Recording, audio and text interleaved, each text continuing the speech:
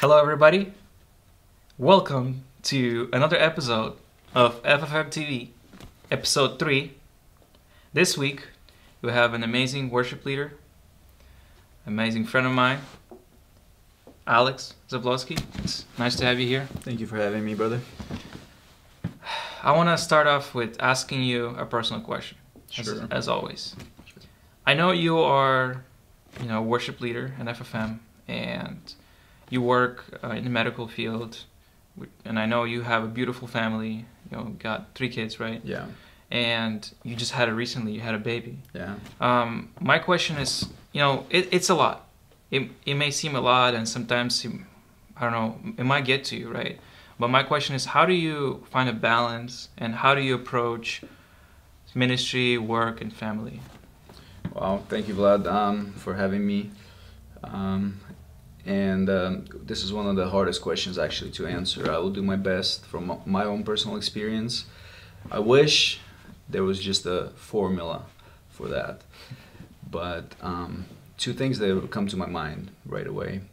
One is communication with the family, with the wife, with the kids, and as well as communication within the team of the ministry. That's the first thing. So, in other words, when I go to let's say Flame of Fire to serve, that the wife understands that the kids understand that daddy's not just going on a vacation or something just to be away, that he's going because he's doing the work of God. Right.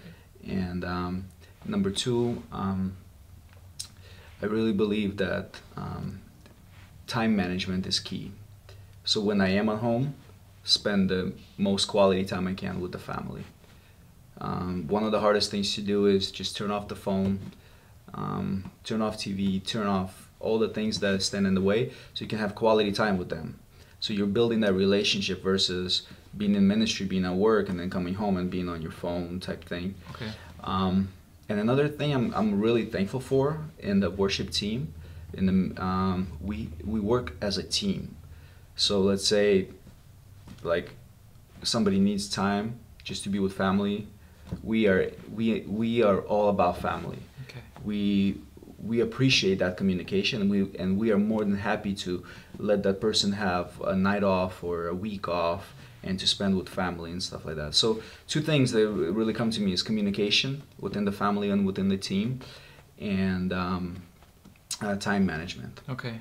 Wow, that's great. I really One other thing, sorry, on a side note, we often try to separate, as being ministers, we try to separate, this is our family life, this is our ministry life, and this is our work life. I believe that if I'm called to be a pastor, I'm a pastor at home first. Okay. I'm a pastor in the ministry. That's deep. I'm pastor at my work. So it doesn't change because, let's say, in my case, I happen to be the worship leader. So it's not what I do, it's who I am.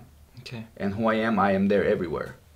I have to remain a worship leader at home. Do you have like a worship sessions at home? We do. We love to dance. We love to sing. Nice. We love to dance together.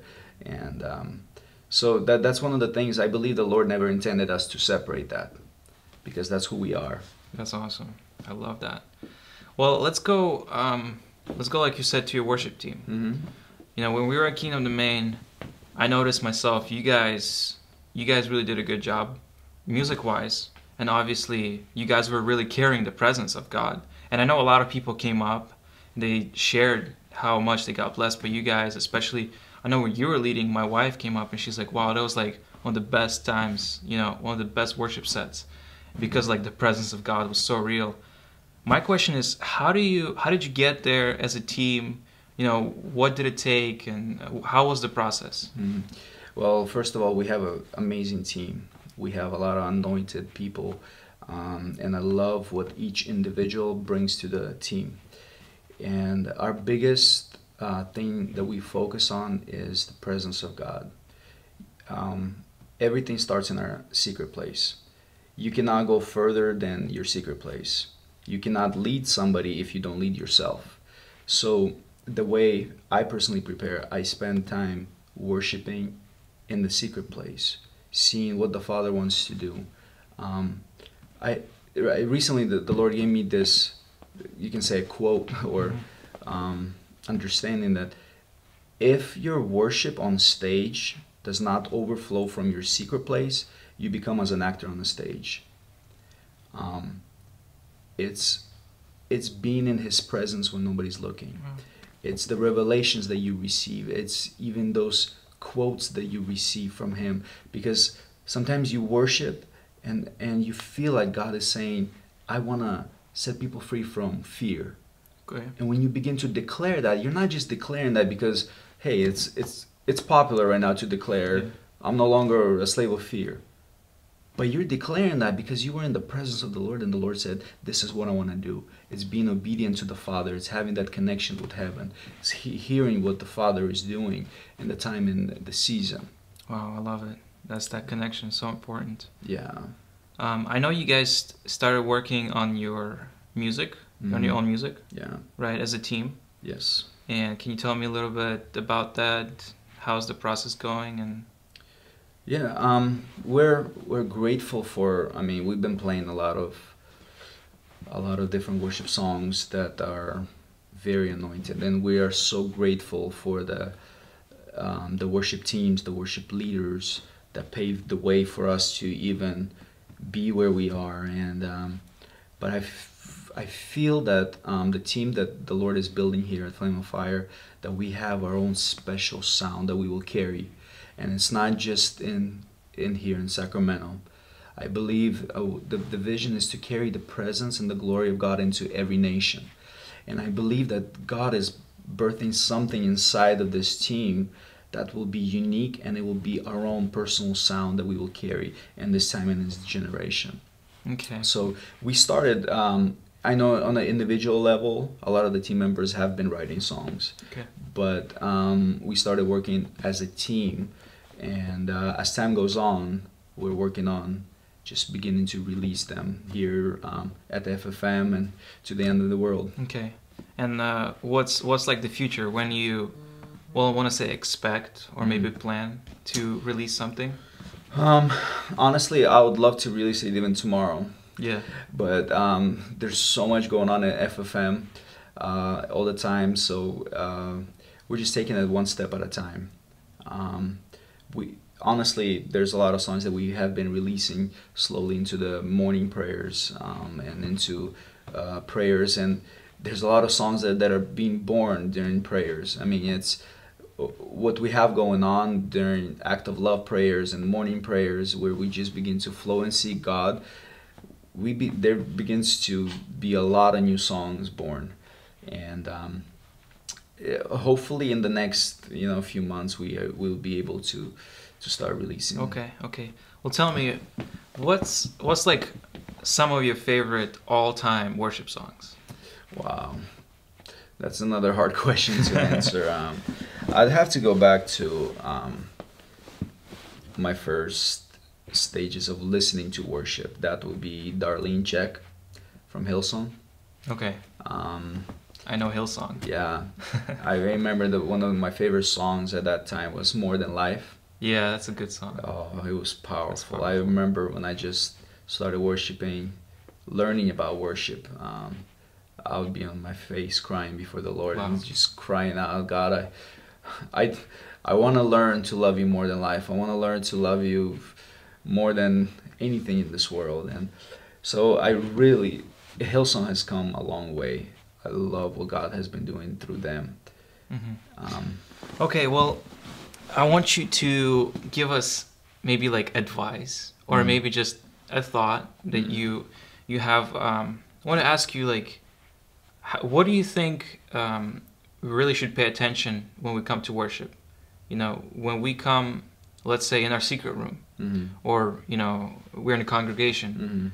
How do we connect with God? And from your perspective, is to all of the people who are watching us, what would be your advice? For people or the people that are leading? For the people in the congregation. Well, my suggestion I would say is learn to connect to God. You might not know the song that somebody's leading, but learn to connect to Him. Just pouring out your heart before Him, coming to Him just as you are, and just talking to Him. just being aware that He is there. Okay. His presence is there. Because sometimes we wait for the worship leader to lead us somewhere. But God is already at work when we come. And I love what Marco Coliano said. God never promised to fill every building. Mm-hmm. He promised to fill the place that people are gathered in His name. Right. He said, I will be there. And when we come together to a worship service, to whatever it is, when we gathered in His name, His presence is among us. And learn to connect with Him, to speak to Him directly. Sing your own song to Him. Because many times we rely so much on the music. When the music picks up, when there's a build-up in a song or a bridge, people begin to shout. And then when there's no music, nobody wants to pray. Yeah. Just begin to sing your own song. Just begin to cry out to Him. He knows what you're going through. He knows what you're feeling. Yeah. But He wants to hear it from you. He wants to hear your own voice. Wow, that is really awesome. Thank you so much for sharing this. You're welcome. I believe it's going to be a blessing to you. It's definitely been a blessing to me. It was a pleasure to have you here, Alex. Thank you for having me. Appreciate it. Guys, make sure to follow us. We're here every Thursday night. We're posting. Next Thursday, we're going to have another guest. We're going to have another talk show. Make sure to subscribe. Hit that bell button so you get a notification. I'm going to remind you, keep reminding you every time. And I really hope you guys have a blessed weekend. Stay tuned and bye. Hey you, thank you so much for watching this video. I really hope this was encouraging for you. You can go ahead and like us on Facebook, follow us on our Instagram account, and definitely subscribe to our YouTube channel. And make sure to click that bell button so you will get notification for every new upload. Thank you so much, and I'll see you